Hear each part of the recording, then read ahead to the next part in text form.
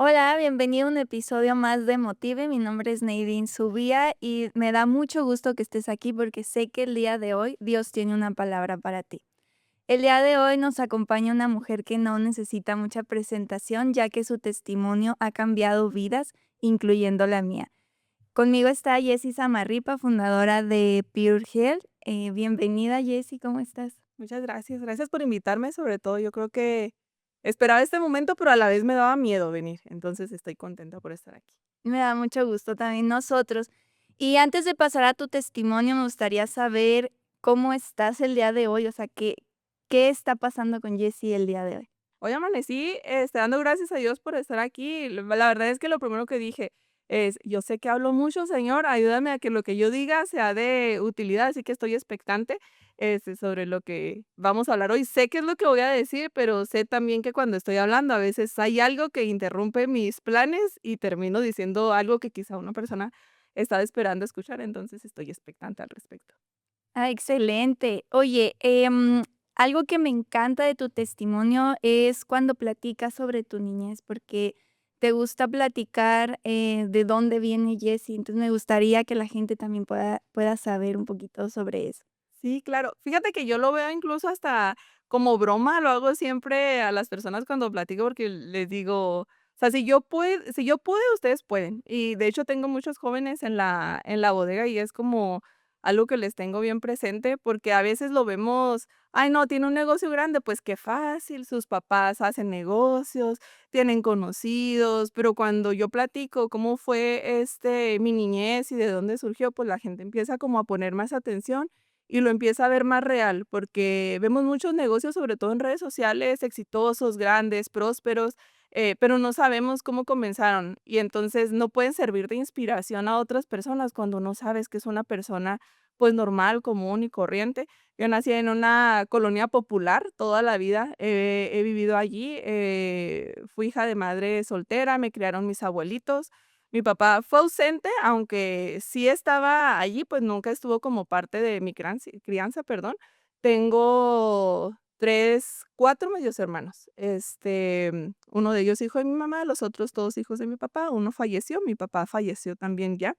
Pero la verdad es que fue una buena infancia, sí con carencias, pero la verdad es que a mi edad yo no sabía que tenía carencias. O sea, yo me di cuenta que hubo carencias en mi vida cuando llegué a la universidad y tuve como un tope con la realidad de lo que otra gente tenía y podía hacer. Entonces, pues yo tuve una niñez buena, se puede decir, y digo buena, padecí de depresión, de ansiedad, pero no era por cuestión familiar. O sea, ahora yo de grande identifico, pues, eran problemas emocionales que nunca pude como platicar, ni tampoco fueron atendidos, pero, pues, en realidad fue bueno. Okey. Oye, volviendo un poquito a lo que mencionabas de la adolescencia, la depresión, cuéntame un poquito más, ¿qué fue lo que viviste alrededor de los 15 años? Sí, te platicaba, de hecho, lo sabes, pues, porque hemos platicado anteriormente sobre el tema.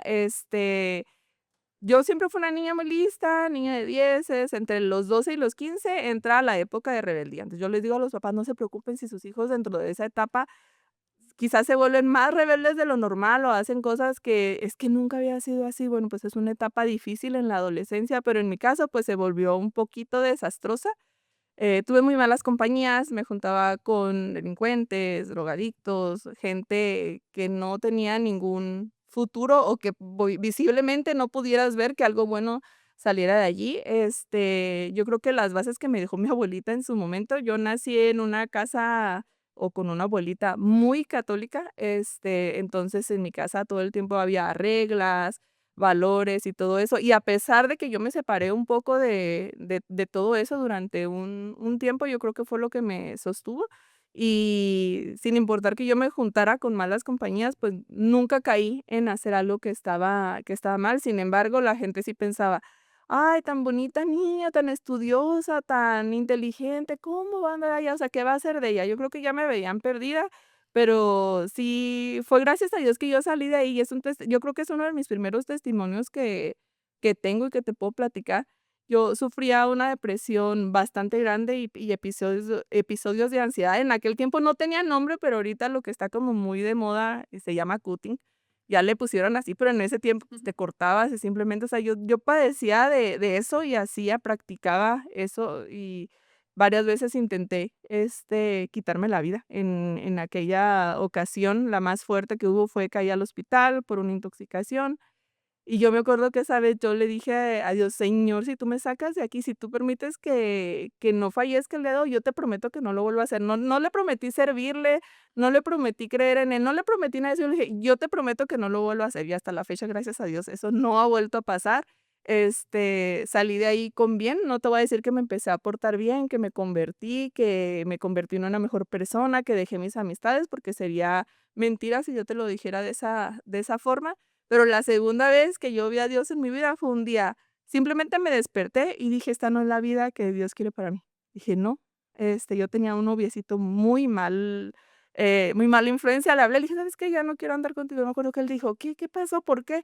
"No, simplemente tú no eres la vida que quiero", sin nada, o sea, no había pasado un problema, no había pasado absolutamente nada, simplemente un día me levanté con el pensamiento de que Dios no quería esa vida para mí y lo dejé por completo.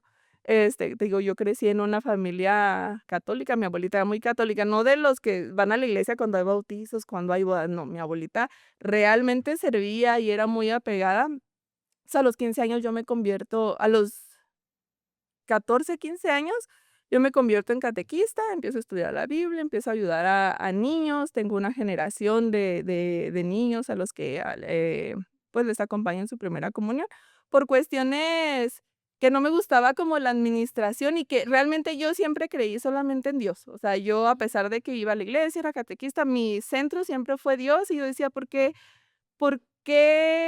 Es como ir a un restaurante y si tú conoces al jefe, no pedirle al jefe que te atienda, o sea, como, ¿por qué va a haber intermediarios? Siempre fue así.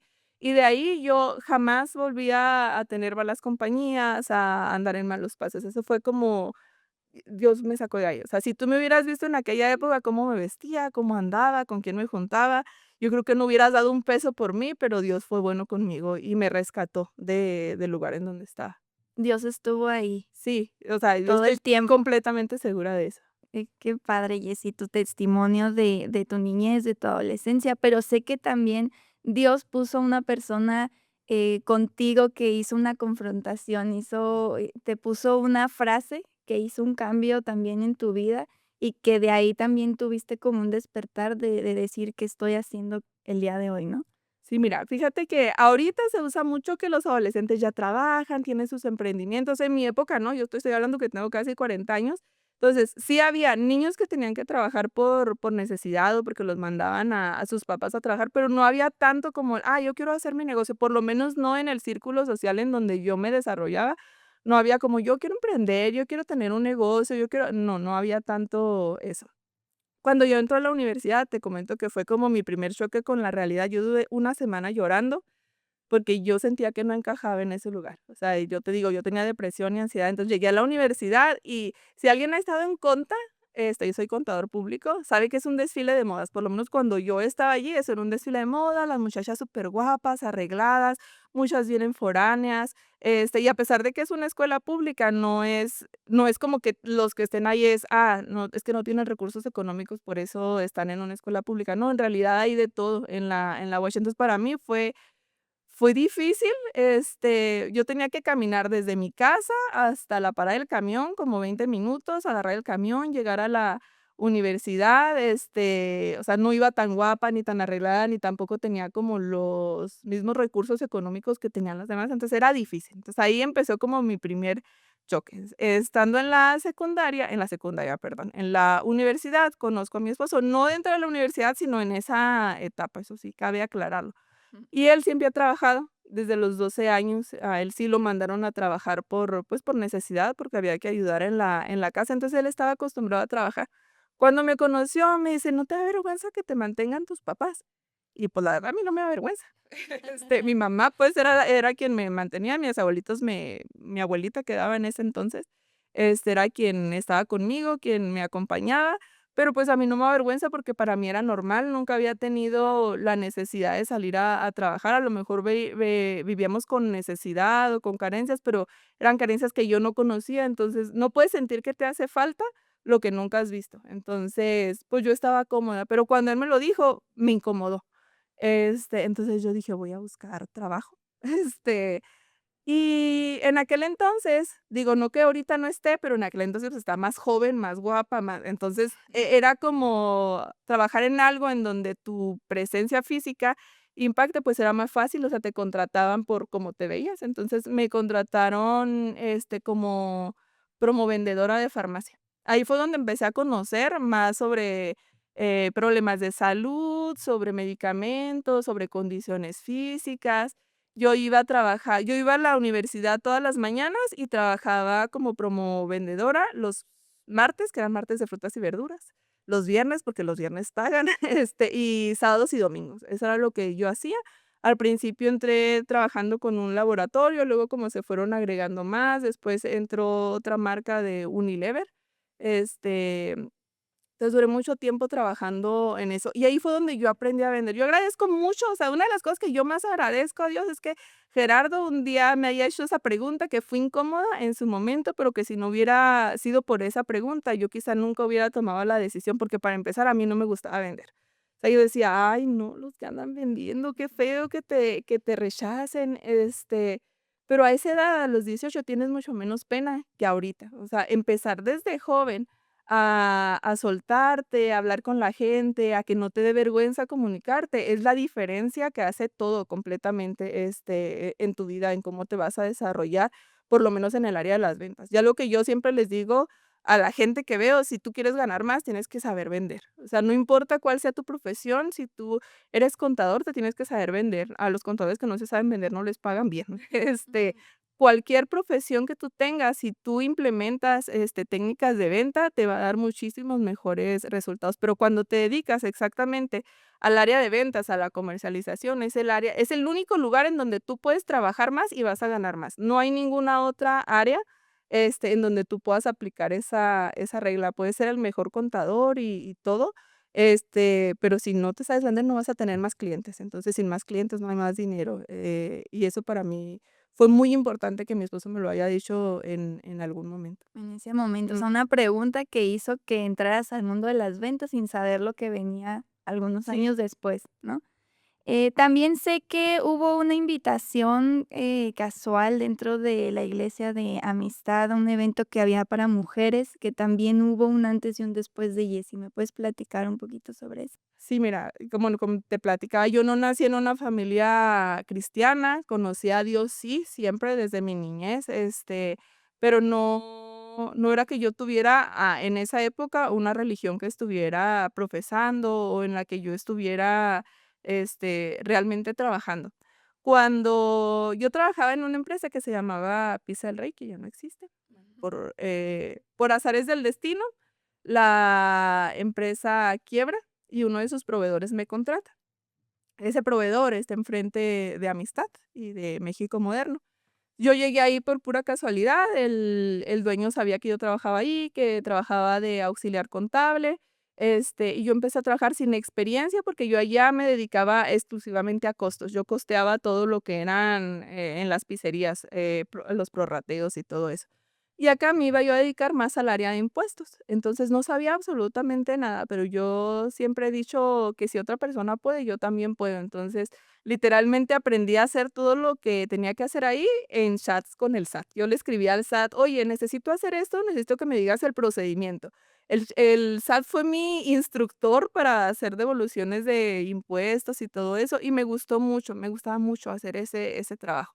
Todos los días llegaban proveedores, más o menos como a la misma hora, entre 2 y 3 de la tarde, y yo decía: "Ay, qué raro que siempre llegue a esta hora", o sea, es a la hora que hace más calor.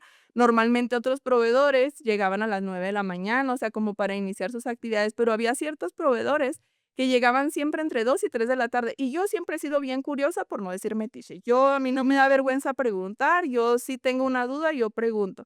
Yo le decía: "Oye, pues, ¿por qué vienen siempre a esta hora?". "Ah, no, pues, es que yo tengo a mis hijos en la escuela que está aquí". Entonces, yo empezaba a preguntar: "Oye, ¿y esa escuela qué es? ¿Cuánto cuesta?". Entonces, ya ellos me empezaban a platicar y como que yo siempre traía la espinita, pero la verdad es que yo no ganaba como para pagar una escuela particular. Mi hija Ana Laura, estaba en una guardería del Seguro Social, entonces no tenía yo como un gasto contemplado para que ella asistiera a una escuela privada. Pero conforme ellos me iban platicando, yo decía, no, sí puedo, sí puedo. Para ese entonces yo tenía pues varios ingresos, ¿no? El de mi trabajo, que era un sueldo bajo, pero también me dedicaba a la venta de ropa, entonces tenía como pues manera de poder hacer que el sueldo de mi trabajo fuera exclusivamente para pagar la escuela y yo apurarme con mis ventas de la ropa para poder subsanar otros gastos. Cuando ya me platican ellos, un día decido yo venir a pedir informes a la escuela y me lo platican, me enseñan la escuela. Yo dije, yo quiero que mi hija estudie aquí, pero yo era consciente que yo dinero no tenía. Entonces dije, bueno, voy a usar lo que yo gano para pagar la escuela. O sea, era casi todo mi sueldo. Yo creo que era un 80% de mi sueldo iba a ser nada más para pagar la escuela porque yo trabajaba nada más medio tiempo. Yo no trabajaba 8 horas, yo trabajaba 6 horas. Entonces yo dije, eso se me acomoda aparte mucho en la escuela porque yo llegaba y dejaba a mi hija en la escuela, y me pasaba al trabajo. Aunque yo entraba después, yo llegaba antes al trabajo porque pues se me acomodaba, yo no tenía carro, yo aprendí a manejar el año pasado. Toda la gente se sorprende, ¿cómo no sabías manejar? No, no sabía manejar. Recuérdense que tengo ansiedad, entonces hay muchas cosas que me deberían de impedir hacer ciertas actividades y otras cosas que pues he aprendido a hacerlas. Y salía temprano, pero yo me quedaba a esperar a que saliera mi hija de la escuela, entonces me acomodaba perfecto. Cuando yo vine a preguntar a la escuela, me dijeron: "No", pues, yo lo primero que dije es: "Oye, ¿ya hay becas?", porque yo toda mi universidad la pasé con becas, desde que tuve uso de razón y que no tuvo mi mamá que hacer trámites, yo siempre solicité becas o socioeconómicas o de promedio, gracias a Dios, digo, siempre tuve buenas calificaciones y siempre me consideré, pues, aplicada en la escuela. Entonces yo dije, bueno, pues voy a preguntar si hay becas. No, nunca había estado en una escuela privada, entonces no sabía si en realidad había becas o no había becas, pero me llevé con la sorpresa que sí. Entonces, cuando salga una convocatoria de becas, dije, la voy a solicitar y la usé durante muchos años, hasta que una vez una persona le pregunté, le digo, oye, ¿ya no te dan la beca? Y me dijo, no, oye, sí, pues es que ahorita nos va muy bien económicamente. Dijo, le estoy dejando la oportunidad a alguien más que pueda usarla. Y yo me acuerdo que ese pensamiento se me quedó grabado, y yo dije: "Cuando yo tenga la suficiente capacidad económica para no tener una beca", dije: "Yo la voy a dejar".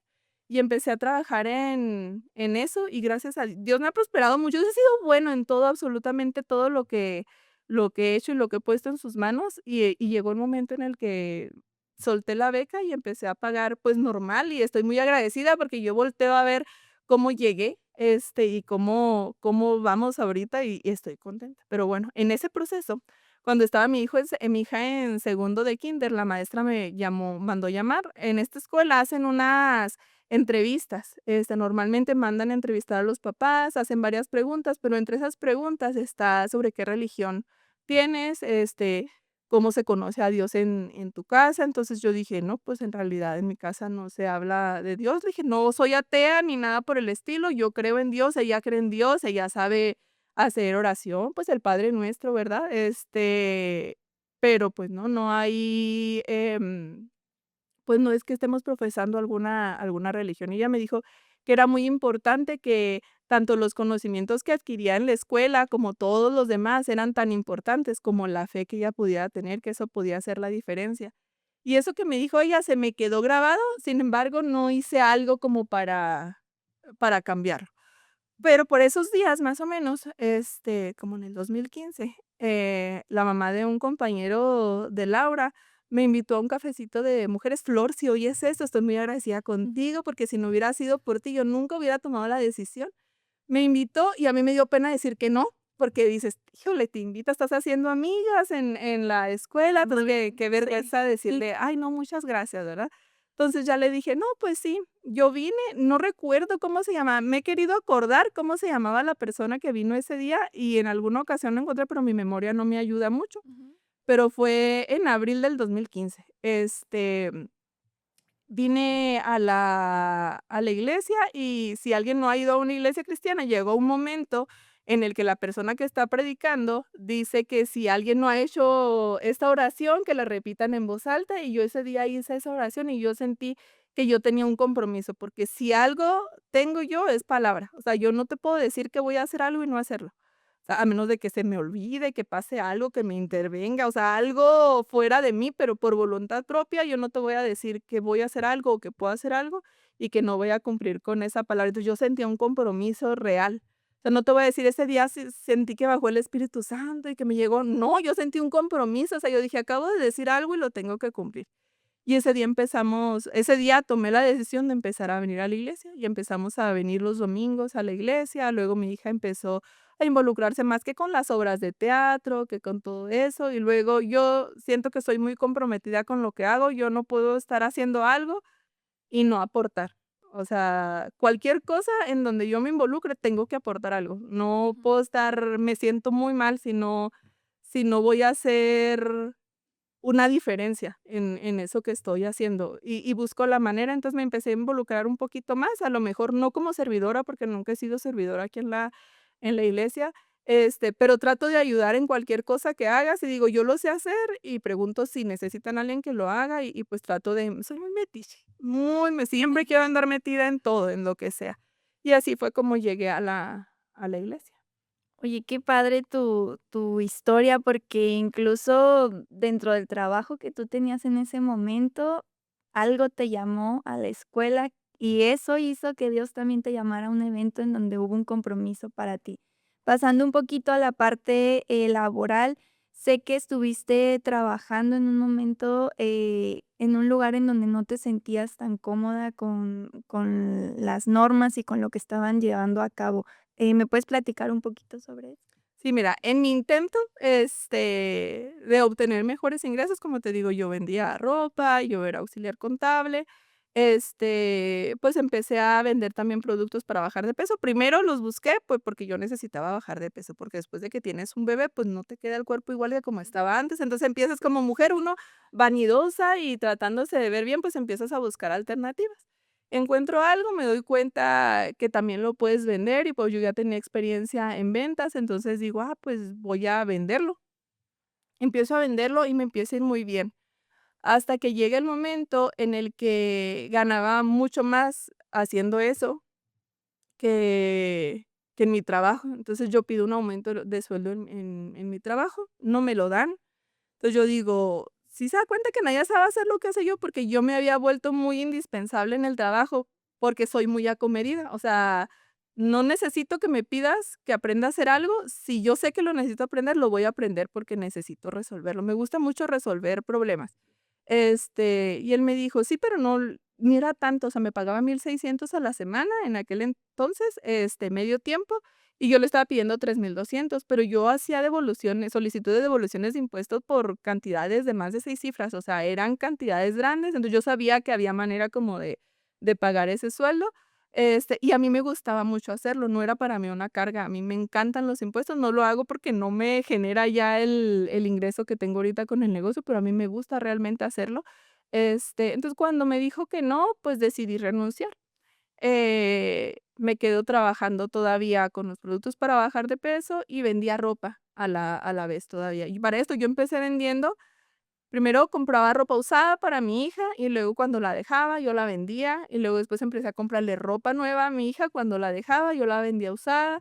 Después empecé a traer ropa nueva para vender y al último terminé enseñándole a los señores de los camiones cómo le hacía yo para hacer el negocio, porque tampoco soy envidiosa, a mí me gusta enseñar lo que hago, aunque sé que eso me puede traer consecuencias después. Y antes no tenía nombre, pero ahorita le llaman personal shopper. Entonces, en aquel entonces yo decía: "Mira, yo compro de tales tiendas en línea, puedes entrar a tales páginas, tú ves lo que quiero". En aquel entonces el dólar estaba en 12 pesos. Yo le decía: "Lo que tú veas, el dólar te lo voy a cobrar el 20 del total en 20 pesos del total de tu carrito". Entonces, yo ganaba por cada dólar 8 pesos. Entonces ellos entraban a las páginas, escogían qué productos compraban, yo compraba ese producto, lo traía para eso ellos me daban el 50% y me depositaban el 50% para yo poderles enviar, porque no vendía en Chihuahua. Desde bien joven entendí que yo necesitaba salirme del estado para que eso creciera, porque estamos en frontera, entonces es fácil que la gente vaya al Paso, pero una gente de Guerrero, de Oaxaca, de la Ciudad de México, pues, no es tan fácil que vaya Claro, a El no Paso, o a existe. Houston, o a donde quiera que vaya, tiendas. Entonces, eso hacía. Me iba muy bien, la verdad, entonces yo tenía como ya ahí mi guardadito y con ese guardadito pude hacer grande también mi negocio con los productos para bajar de peso. Y duré mucho tiempo ahí y me iba excelente. De hecho, llegué a utilizar esa marca para promocionar eventos de aquí de la iglesia, cuando hacían, ¿cómo se llamaba? El Despertar. Cuando hacían el Despertar, Ajá. tuvimos eventos en el Palomar y estaba siempre esa marca que no voy a mencionar, en las pantallas como patrocinador. Desde que yo llegué a la iglesia, lo que ha sido mi trabajo, como yo estoy completamente segura que Dios me ha dado eso para que yo pudiera ayudar a otras personas, para que pudiera hacer muchas cosas, pues empecé a hacerlo de esa manera. Pero había actitudes en la persona que era la dueña de la marca que yo sabía que no estaban bien, pero uno se va haciendo ciego, ¿sabes? Te tapas los ojos, es como, te va bien, vas a hacer como que no ves lo que no está bien porque, pues, te va bien. Entonces, la verdad es que te empiezas a enamorar del dinero, te empiezas a enamorar de lo que tú puedes obtener con el dinero, de la estabilidad económica, de lo que puedes comprar, de lo que puedes pagar, de cómo te trata la gente, empiezas a enamorarte de eso. Entonces, yo hacía como que no veía lo que no me gustaba, yo decía: "Bueno, pues no me lo está haciendo a mí". Y es lo que la mayoría del ser humano pensamos, o sea, si no me está haciendo daño a mí, entonces, ¿para qué me meto? ¿Qué necesidad tengo de andar metida en problemas? Y por otro lado decía: "Bueno, si no soy yo la que estoy haciendo eso, pues no tiene nada de malo, porque, pues, yo estoy haciendo bien, a mí me llega, mi ganancia, yo doy mi diezmo, yo doy mis ofrendas, yo ayudo", pero en el fondo yo sabía que me tenía que salir de ahí, pero yo no quería, no estaba dispuesta a salirme. Realmente fue una situación muy difícil, yo creo que el problema más complicado que he llegado a tener, lo que me obligó a salir de esa situación, porque si no hubiera sido por esa situación, yo no hubiera salido de ahí, hubiera seguido haciéndome del ojo gordo, de la que no veo que las cosas están mal, para poder seguir teniendo los ingresos que tenía en ese momento. En ese momento. Oye, y conociendo tu testimonio y las dificultades que has pasado, lo que viviste, que de tener un buen ingreso y después decidir salir, yo te pregunto, ¿cómo es que tu fe seguía intacta? O sea, ¿cómo tu fe seguía, creyendo en que Dios tenía un plan bueno para ti? Fíjate que la mayor prueba de fe que yo tuve fue el nacimiento de mi hijo, que él nació estando yo dentro todavía de esa organización. Dios me había dado los medios económicos para yo poder tener una póliza de seguro cuando mi hijo nació. Mi hijo es un testimonio, pero ese es un podcast completo diferente. Él nació de 25 semanas, todos los problemas de salud que te puedas imaginar los tuvo. Me interrumpirían mi embarazo, eso quería decir que el bebé no iba a vivir, no tenía la edad suficiente para permanecer vivo, entonces no se esperaba mucho de eso. Y yo me la pasé orando, pero mi oración era incorrecta. Fíjate que ahí es cuando uno se da cuenta que Dios sabe lo que necesitas, aunque tú le estés pidiendo otra cosa. Yo le decía: "Señor, por favor, permite que él se mantenga en mi vientre, que no nazca ahorita. Los doctores dicen que no va a vivir. Señor, no permitas que nazca". Esa era mi oración todo el tiempo. Yo recuerdo que estando yo internada en el hospital, a la primera persona que le avisé fue a Michelle, o sea, fuera de mi esposo ni a mi mamá. Le avisé a Michelle, yo venía a un grupo de intercesión en las mañanas con Martita, ya no vivía aquí, pero venía con ella. Entonces, Elías fue un bebé orado, no me podía embarazar, entonces ellos oraban todo el tiempo por mi embarazo. Entonces, ellas conocían el anhelo que yo tenía por tener a este bebé.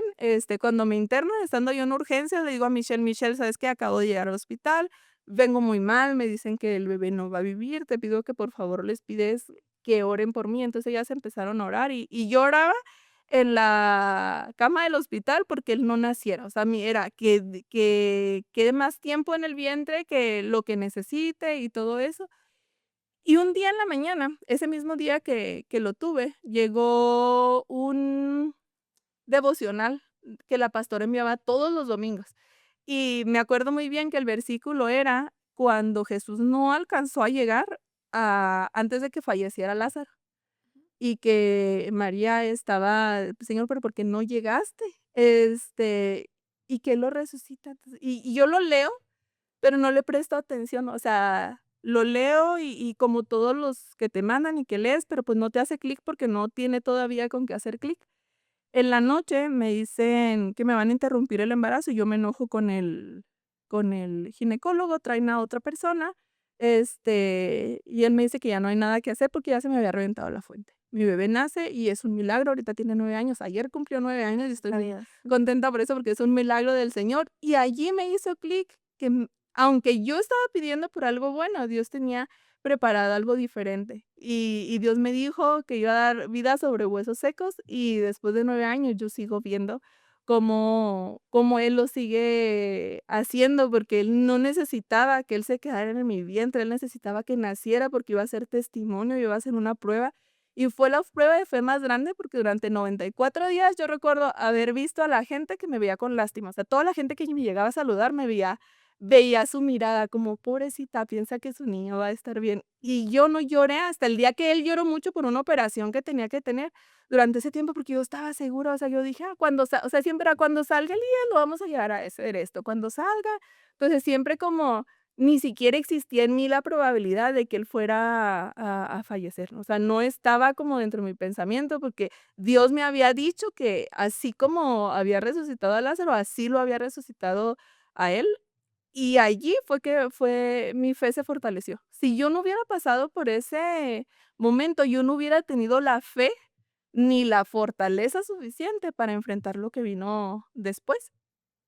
Como yo te decía, ya no estábamos conformes, y digo estábamos porque Pure Health es una empresa creada por una socia que se llama Abby y por mí, con muchas cosas que pasaban en el negocio, pero a las 2 nos iba muy, muy bien, entonces no estábamos dispuestas a dejarlo.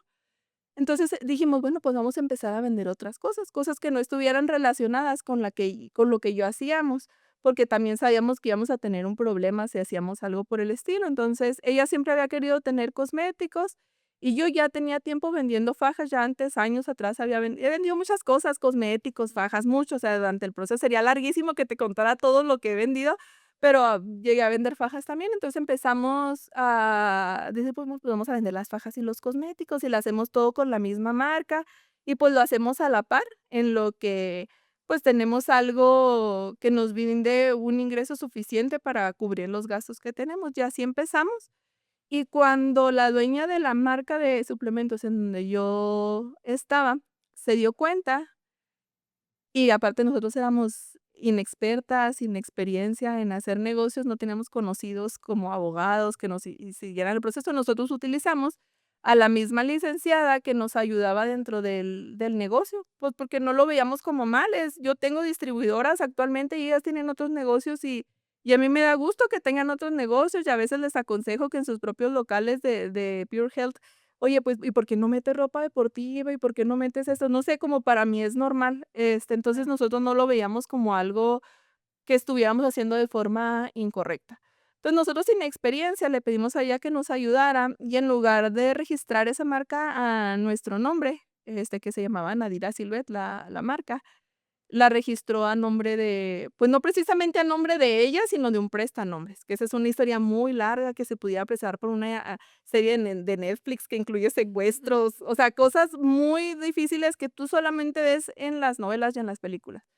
Yo nunca había tenido un problema, a pesar de haber tenido una adolescencia difícil, estás hablando de que son problemas de gente sin dinero. Los problemas de gente que con gente que no tiene recursos económicos no se asemejan a la maldad que puede tener una persona que tiene los recursos económicos para hacerte daño. Es algo completamente diferente. Y ahí fue cuando yo dije: "Dios, ¿qué estoy haciendo?". Porque cuando registran esa marca a otro nombre, nosotros perdemos las fajas, porque literalmente la proveedora hizo un trato con la dueña de la marca para que no nos fueran entregadas. Perdimos todos los ahorros que teníamos, no pudimos recuperarlo, no pudimos, hubiéramos podido demandar, pero en ese tiempo ni siquiera sabíamos de demanda, o sea, no sabíamos nada, o sea, nosotros entramos en pánico, con miedo, este luego yo busqué un licenciado aquí que me ayudó un poco a salvar la situación y nos dimos cuenta que ella pensaba que nosotros con esa marca íbamos a sacar suplementos alimenticios. Entonces, cuando registraron esa marca,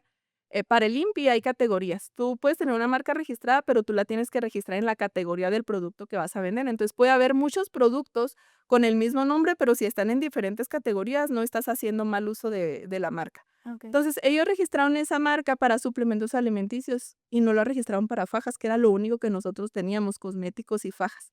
Entonces, cuando nos damos cuenta, el licenciado me dice: "¿Sabes qué? No lo registraron para fajas, ni para prendas íntimas, ni nada por el estilo". Dijo: "Vamos a hacer el registro".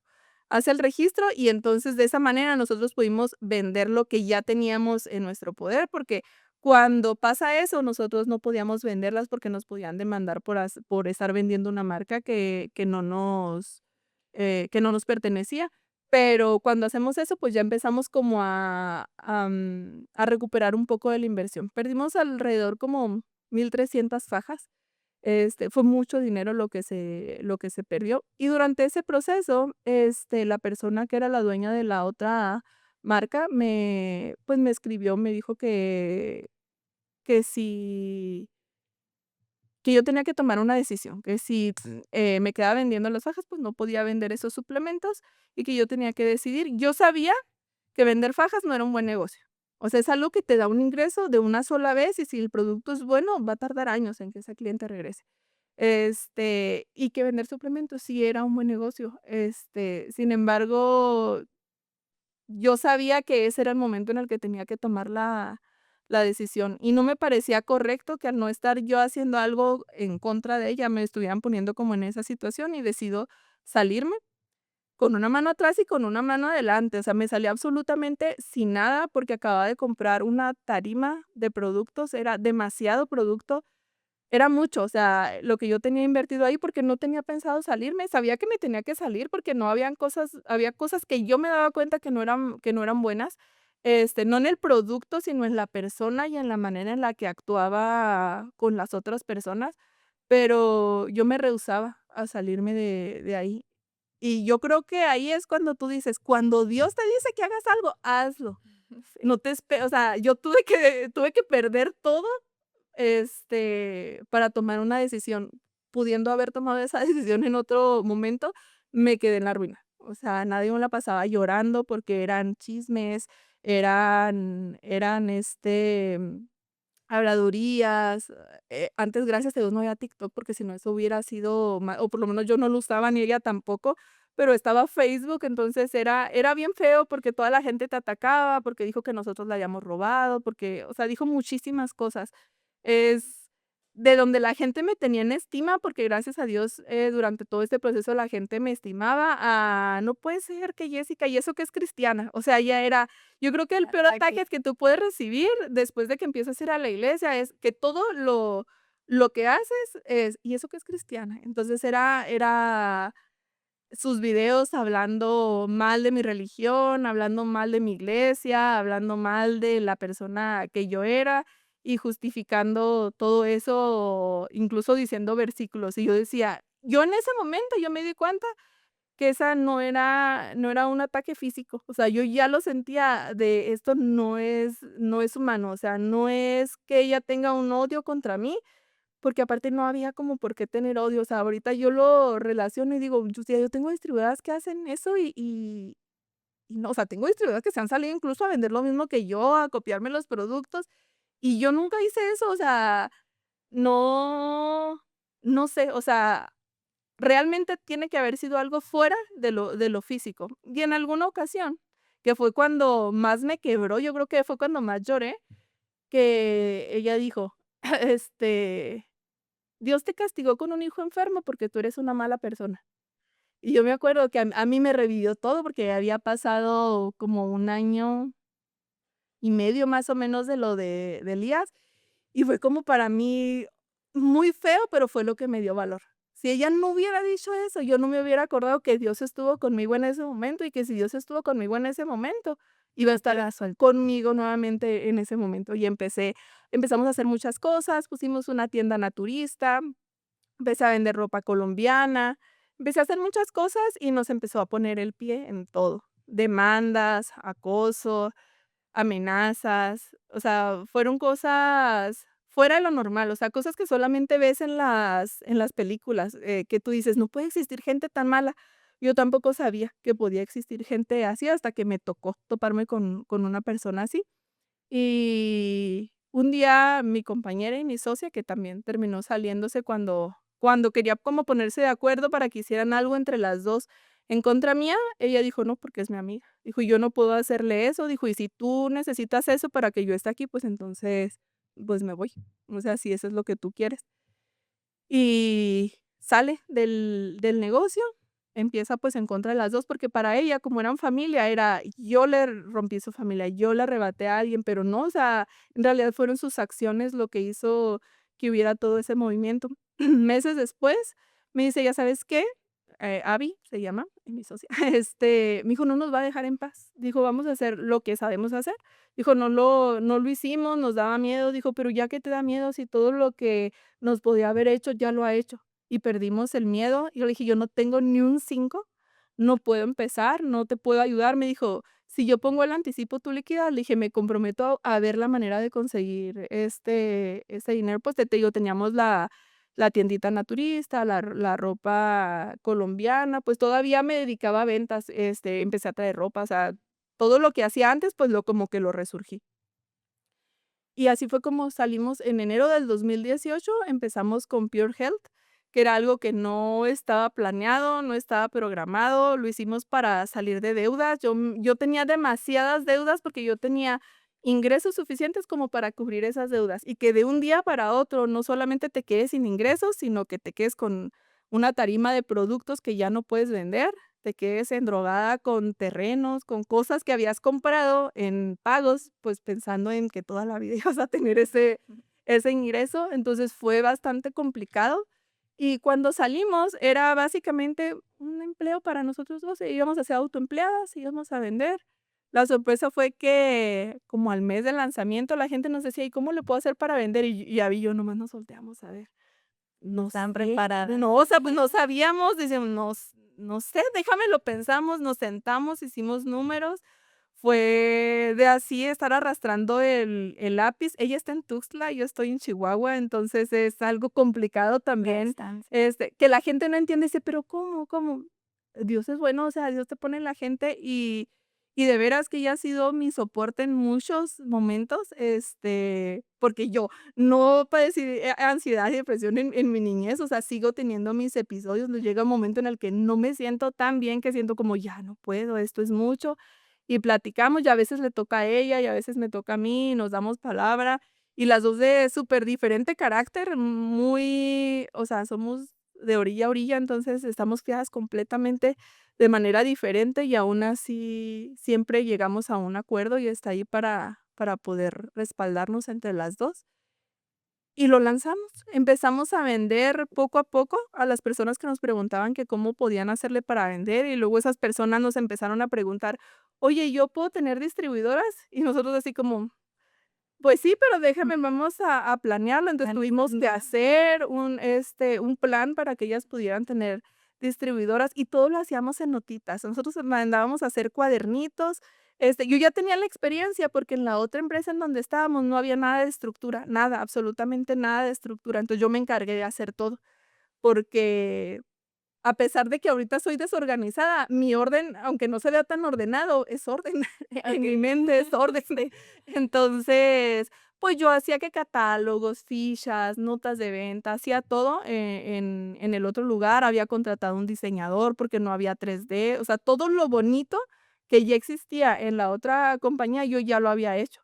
Entonces, simplemente fue como, bueno, pues vamos a implementarlo aquí, pero mejor. Todo lo que yo sabía que me faltaba ya para crecer, entonces ahora lo vamos a poner aquí. Entonces, pasamos de hacer todo en notitas y llevar todo a mano e irlo a pasar a un Excel, a tener un sistema, que las, notas ya se puedan escalar. Ahorita la marca Pure Health, no te voy a decir que son todas mis distribuidoras, sino en general de la marca tenemos alrededor de 1000 distribuidoras, tanto en México como Estados Unidos. Contamos con todos los permisos sanitarios para poder vender los productos, y nuestros productos son muy buenos, no porque se los quiera vender, pero si me quieren comprar, ya saben. Pero es que yo siempre he dicho algo: si vas a hacer algo, hazlo como si fuera para Dios. O sea, no lo hagas como para los hombres, porque el hombre te va a decepcionar. O sea, cualquier persona en la que tú puedas esperar algo, es posible que eso que tú estés esperando no regrese, pero cuando tú lo haces para Dios, Dios nunca te va a decepcionar.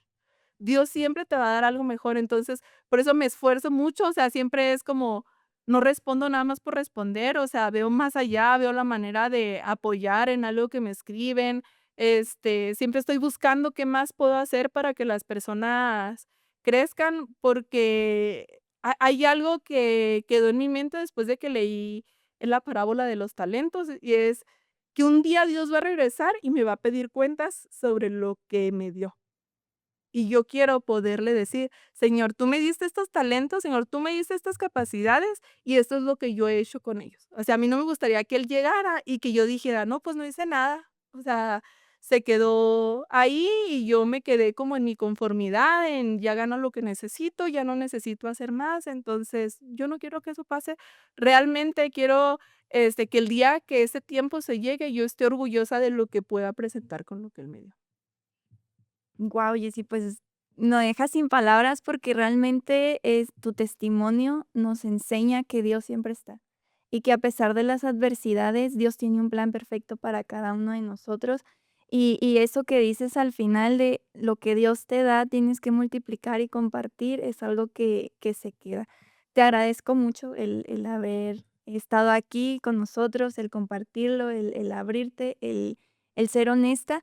Y también te digo a ti que si estás pasando por un momento de adversidad, si en tu emprendimiento sientes que hay algo que aún está faltando, que sientes que te está faltando esa fuerza, no olvides que Dios está contigo y Dios tiene el plan perfecto para ti. Muchas gracias. Nos vemos.